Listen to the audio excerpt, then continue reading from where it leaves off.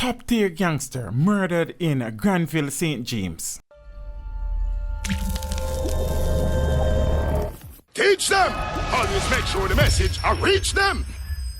A man who the police described as a top-tier member of the notorious Big Yard Gang, which is based in Granville, St. James, was shot and killed by unknown assailants who pounced on him in the early hours of yesterday morning in the often volatile community. The dead man has been identified as 31-year-old John Patrick James of Church Lane, also in Granville. He was renowned across the Western Parish as Gaynor blacks and was reportedly much feared by his enemies. This is a man who is regularly in and out of hot water with the police. I can tell you he was no angel, said a senior police officer.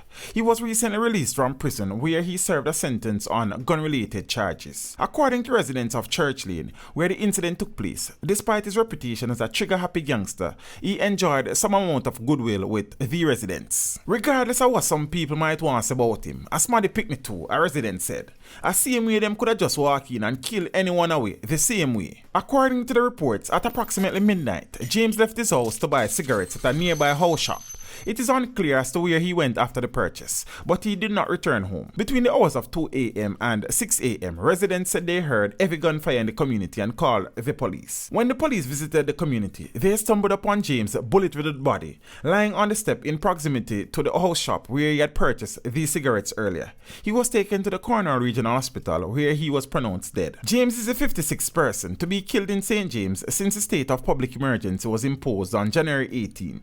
A total of 64 persons have been murdered since the start of the year. We must consider that at this same time last year, St. James had already recorded over 199 murders. Even though we know that 64 murders are still a lot at this time, said Assistant Commissioner of Police Elan Powell. The Jamaica Constabulary Force commanding officer in charge of the state of public emergency in St. James. We are hoping to reduce these killings as we step up security across the parish, he said.